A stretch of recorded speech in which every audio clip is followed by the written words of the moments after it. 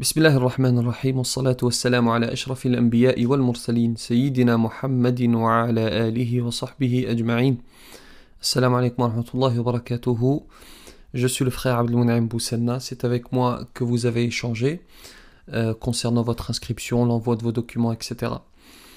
Alors, première information que vous attendez toutes et tous, les visas sont accordés pour tout le monde. Alhamdulillah. Il y a eu du retard sur les derniers visas. C'est-à-dire qu'il y a certains pèlerins qui ont tardé à nous envoyer leurs documents. C'est toujours le danger de tarder. Pardon. Et donc, vous combinez à cela le fait qu'il y a eu les fêtes, le nouvel an, etc. Puisque le consulat était également fermé pour le nouvel an. Il y a eu du retard. Donc les premiers à avoir envoyé leurs documents, vous avez vos visas depuis quelques jours déjà. Et puis les derniers, vous les avez eus hier. Donc alhamdulillah, l'essentiel c'est que tous les visas comme d'habitude sont sortis. Donc tout est prêt pour le départ. Alors nous allons accomplir l'Umrah, le petit pèlerinage. Avant d'accomplir cet acte d'adoration, il y a un préambule. Et d'ailleurs, c'est un préambule à tout acte d'adoration. C'est la sincérité. C'est-à-dire que je fais ce voyage, et l'imam Rachid, bien sûr, aura l'occasion de vous en parler. Je fais ce voyage exclusivement pour Dieu. Je ne veux plaire qu'à Dieu et pas à un être humain. Parce que certains font ce voyage pour que l'on dise, Masha'Allah, il a fait l'Umrah, quel homme, quelle femme, elle a été à la Mecque, etc. Donc je me concentre avant de partir et je révise mon intention. Et il faut qu'elle soit exclusivement pour Dieu, pour Allah tabaraka wa ta'ala. Alors vos passeports vont vous être remis le jour du départ à l'aéroport Charles de Gaulle, terminal 2C, par le frère Omar. Soyez à l'heure, tout est indiqué sur ce mail. Vous avez le programme en pièces jointes, vous avez la répartition en pièces jointes. Vérifiez que votre nom figure bien sur la répartition. Et prenez bien vos dispositions pour être à l'heure, barakallahu fikum, à l'aéroport. Soyez au maximum à 10h à l'aéroport pour pouvoir prendre votre passeport et pouvoir vous enregistrer. Il y a beaucoup de monde, donc il faut faire les choses assez tôt. Donc le frère Omar vous remettra vos documents, vos passeports, etc., vos badges. Mettez bien, barakallahu fikum, vos badges en évidence, puisque, je vous explique, moi je pars avant en Arabie Saoudite. Je vais partir samedi, je décolle samedi. Puisqu'il y a toujours des démarches à effectuer avant votre arrivée. Donc je vais faire ces démarches, c'est-à-dire je vais m'occuper des hôtels, m'assurer que tout va bien. Et je vais vous réceptionner. Alors bien sûr, vous êtes accompagné au cours du voyage. Mais lorsque vous arrivez, c'est moi qui vous réceptionne à Médine. Et donc je vais vous distinguer, parce qu'il y a d'autres pèlerins. Et pour pouvoir vous distinguer, vous allez mettre vos badges. Mettez-les bien en évidence. Et puis surtout, si l'un d'entre vous au cours du voyage se perd, sait-on jamais, eh bien... cela nous permettra de le retrouver. Vous allez voir, il y a un code barre. Voilà, c'est un badge qui nous permet de vous identifier au cas où vous êtes perdu en Arabie Saoudite. N'importe quel policier va pouvoir scanner votre badge et pouvoir vous retrouver et donc nous contacter. Donc vous allez faire votre enregistrement. Le bagage, vous avez le droit chacun. Alors écoutez-moi bien, vous avez le droit à 2 fois 23 kilos chacun. Donc vous avez une valise de 23, plus un petit bagage à main de 8 kilos. Alors si vous voulez, il y a quelques années, on avait le droit d'avoir un seul bagage, mais si vous voulez, étant donné que parfois les bagages étaient très très lourds, vous aviez parfois le bagage dépassé le porteur de bagages en poids. Donc c'est pour ça que depuis quelques temps maintenant, c'est international. Ils ont décidé de diviser les bagages en deux. Donc au maximum, il faut 23 plus un bagage à main de 8 kg. Et au retour, vous avez le droit à la même chose. 23 plus un bagage à main de 8 kg plus le transport d'eau de Zamzam. Je vous en parlerai tout à l'heure. Je vous conseille fortement de ne prendre qu'une seule valise au départ. Puisque généralement au départ on a juste nos vêtements, c'est surtout au retour si on achète des cadeaux qu'on a besoin d'une deuxième valise, et surtout ça nous facilite puisque lorsque vous allez arriver, les bus, il n'y a pas trop de place pour les bagages, enfin en tout cas il y a la place pour un bagage par personne, et donc ça nous permettra d'éviter le surplus de bagages. Par contre au retour comme chacun a 2 bagages, on prévoit eh bien une petite camionnette pour prendre les bagages en plus. Mais à l'aller, barakallahu fikum, je répète, ne prenez qu'un seul bagage de 23 kg maximum. Si vraiment vous n'avez pas le choix, dans ce cas prenez-en un autre, mais c'est vraiment si vous n'avez pas le choix. Le deuxième bagage, vous pourrez l'acheter en Arabie Saoudite directement. Ça coûte pas très cher et ça vous permettra, si vous achetez des cadeaux, de les prendre avec vous, Inch'Allah. Donc vous allez accomplir votre voyage, vous allez voler vers l'Arabie Saoudite. Donc si vous voulez, c'est un vol Saudi Airlines, c'est la meilleure compagnie pour se rendre en Arabie Saoudite. Vous allez faire Paris-Jeddah, puisque évidemment le vol Paris-Médine n'existe pas. Il n'y a aucune compagnie qui fait Paris-Médine. Même la Saoudia que vous allez emprunter, c'est la compagnie nationale. Donc s'il y a une compagnie qui devait faire ce vol, ce serait la Saudi Airlines en l'occurrence. Elle ne le fait pas. Donc ce sera Paris-Jeddah. Mais c'est un vol direct, on arrive directement en Arabie Saoudite. Le retour également est direct, Jeddah-Paris. Une fois qu'on arrive en Arabie, il faut se rendre à Médine. De Jeddah à Médine, il y a à peu près 400 km. Vous imaginez bien qu'on ne va pas les faire en bus. On a prévu pour vous un vol interne. Donc vous allez, après votre arrivée, vous allez passer la douane et vous allez prendre ce vol interne. Donc vous allez passer les douanes. Je précise tout de suite. Écoutez bien ce qui va suivre. Ce sont des douanes saoudiennes, ce ne sont pas des douanes européennes ni françaises. Elles sont difficiles à passer, dans le sens où les douaniers sont très lents. Parfois ils sont occupés avec leur téléphone, ils sont même en train de jouer. Je veux dire, si vous partez pour la première fois en Arabie Saoudite, ne soyez pas surpris. On n'a pas affaire à des compagnons du prophète. Sallallahu alayhi wa sallam. Je veux dire, les comportements parfois laissent à désirer. Alors on ne va pas généraliser, mais parfois il est difficile. Leur comportement est difficile. Donc la seule chose qu'il faut faire, puisque c'est un voyage qui demande de la patience, alors c'est pas le Hajj, puisque le Hajj demande beaucoup de patience. Là il s'agit de la Umrah. En plus je vais vous en parler tout à l'heure. On est hébergé dans de très très bonnes conditions. Il faudra simplement patienter. Et la file d'attente peut s'éterniser, c'est-à-dire qu'on peut y passer 1 heure comme on peut y passer 3 heures. Préparez-vous avant de partir à cela, et conséquemment reposez-vous pour que vous puissiez arriver à cette fameuse file d'attente préparée, et reposez-vous dans l'avion également. Une fois que vous avez passé la douane, il y a une particularité. Vos bagages ne sont pas enregistrés automatiquement pour Médine. C'est-à-dire qu'il va falloir les récupérer. Une fois que vous avez passé la douane, vous récupérez vos bagages et vous les déposez. Tout cela est expliqué dans la vidéo que je vous ai d'ores et déjà mise dans le premier mail. Je vous la remets sur ce second mail. Regardez bien la vidéo. C'est très simple, il suffit de prendre son bagage et de le redéposer. Une fois que vous avez fait cela, il suffit de prendre le vol interne. Restez bien avec l'accompagnateur, ne vous éloignez pas. Gardez toujours votre badge en cas de problème. Ensuite, vous allez arriver à Médine, vous allez sortir et vous aurez passé l'étape la plus difficile du voyage. C'est toujours l'aller. Une fois que vous avez passé cette étape, le reste est très très simple. Comparé au Hajj, parce que si vous voulez, encore une fois, on vous en parlera sur place, mais le Hajj c'est autre chose. Après, ce sera du régal spirituel, puisque notamment vous êtes hébergé, je vais vous en parler, à Médine et à la Mecque dans de très beaux hôtels. Je vais vous réceptionner et on va monter dans le bus et on partira, Inch'Allah, de l'aéroport de Médine jusqu'à Médine. Il y a à peu près 40 minutes, 30 à 40 minutes de trajet.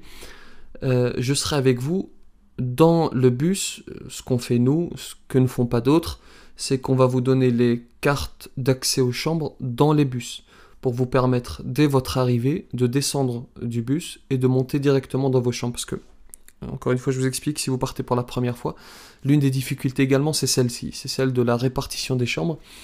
Les pèlerins sont fatigués, ils arrivent à Médine, et si en amont on ne fait pas ce travail que je fais, puisque je pars avant vous, eh bien, qu'est-ce qui se passe? Tout le monde se met à la réception, c'est la catastrophe, tout le monde veut sa chambre, tout le monde est énervé, fatigué, et le guide, à ce moment-là, fait la répartition des chambres, ça prend du temps. Donc si vous voulez, moi je pars avant, je prépare vos chambres comme il faut, de sorte à ce que lorsque vous arrivez à Médine, dans le bus, je remets les cartes d'accès aux chambres, et puis vous arrivez, vous descendez, vous prenez vos bagages, vous montez, vous reposez dans vos chambres. Tout de suite après cela, pour celles et ceux qui ne sont pas trop fatigués, on vous fait une visite de la mosquée de Médine, on fait un petit peu le tour pour vous expliquer où est le prophète, sallallahu alayhi wa sallam, les portes, etc. Et ensuite, il y a tout un programme qui va démarrer, vous avez le programme en pièces jointes. Ça c'est Médine, on va y passer Vous avez le détail sur le programme, les jours sont détaillés avec les conférences. Et ensuite, on va partir à la Mecque pour accomplir notre Umrah. C'est le moment le plus important du voyage, c'est l'un des buts principaux de votre voyage. À Médine, évidemment, on va faire des visites, on va voir la mosquée de Quba, on va passer devant la mosquée de Qiblatayn, on va voir le mont Uhud, on va voir le cimetière des martyrs. Tout cela avec des explications, Inch'Allah, de l'imam Rachid, qui est notre accompagnateur principal, et nous avons l'honneur de l'avoir en tant qu'accompagnateur principal. Donc ça, c'est à Médine. Donc lorsqu'on part à Mecca, on va accomplir notre Umrah. On arrive à l'hôtel. Donc je disais à Médine, j'ai pas précisé, l'hôtel s'appelle Pullman Zamzam, c'est un 5 étoiles. C'est l'un des meilleurs hôtels de Médine, vous pourrez le constater, il est juste en face de la mosquée. Vous allez voir les services, c'est du haut niveau. Parce que si vous voulez, malheureusement, les autres hôtels, 90% des hôtels de Médine laissent à désirer. Manque de service, propreté nettoyage qui n'est pas fait, petit déjeuner laisse à désirer. Là, si vous voulez, on est vraiment, c'est pas le plus important, bien sûr, on est là pour la spiritualité, mais c'est tout de même important, puisque vous allez être fatigué, il faut bien se reposer. Donc là, si vous voulez, c'est vraiment un très très bon hôtel, c'est pour ça qu'on le prend à chaque fois. À la Mecque, la même chose, et je dirais même encore mieux que l'hôtel médinois.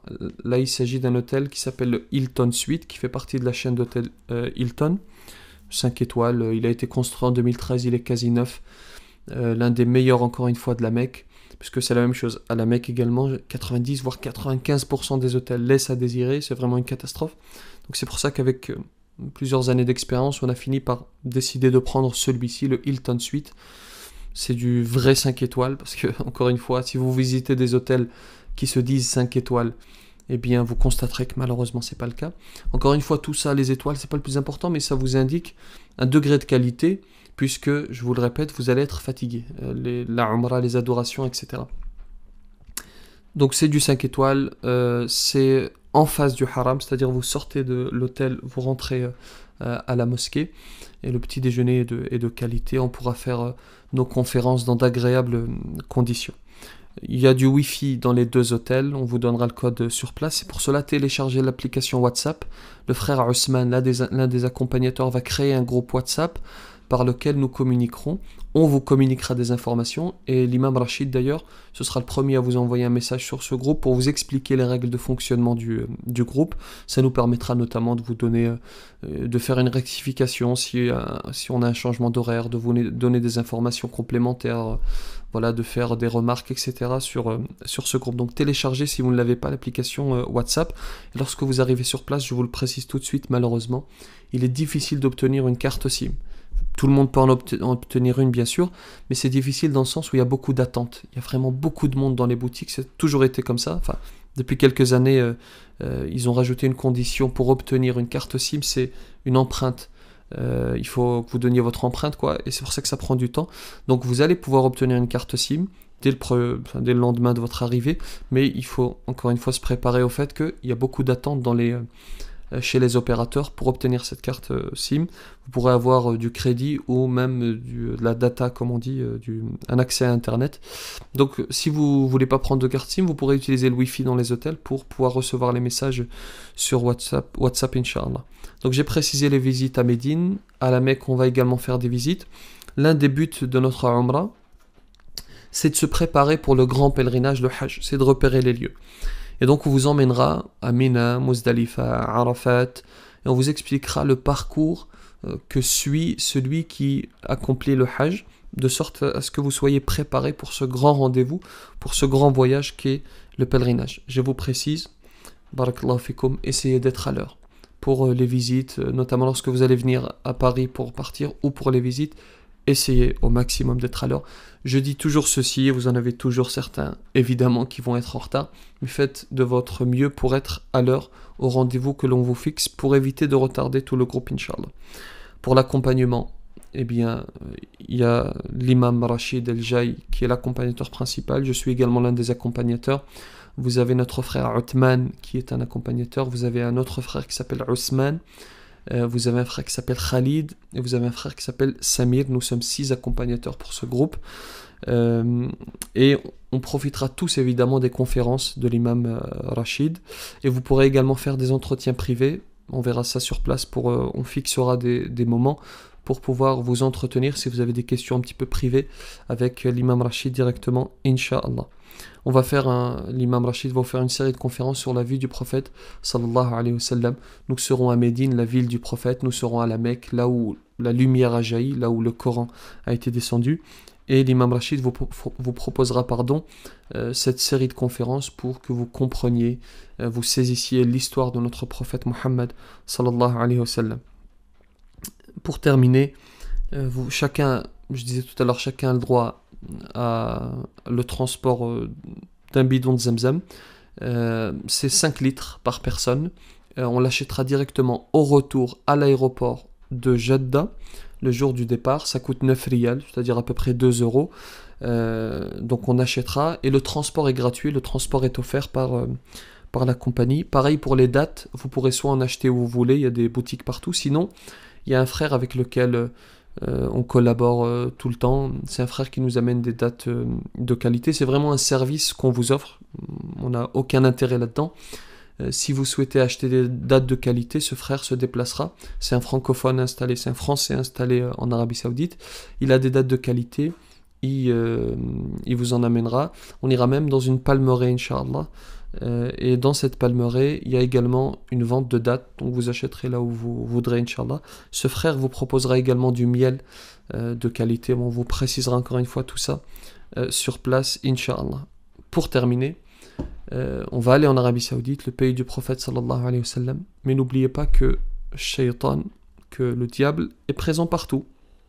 C'est-à-dire que ce n'est pas parce qu'on est en Arabie que tout est beau, tout est gentil, il n'y a pas de voleurs. Il y a des voleurs partout et on vous donnera des conseils. Malheureusement, on est obligé de le faire pour ne pas penser que vous êtes dans un pays où tout va bien, personne ne commet de péché. Malheureusement, même là-bas, il faut être méfiant. Et je vous raconterai des anecdotes sur place, Inch'Allah. Que Dieu accepte notre Umrah. Préparez-vous bien pour ce voyage. Et je vous retrouve donc à Médine le jour de votre arrivée. Barakallahu fikum. Wassalamu alaikum wa rahmatullahi wa barakatuh.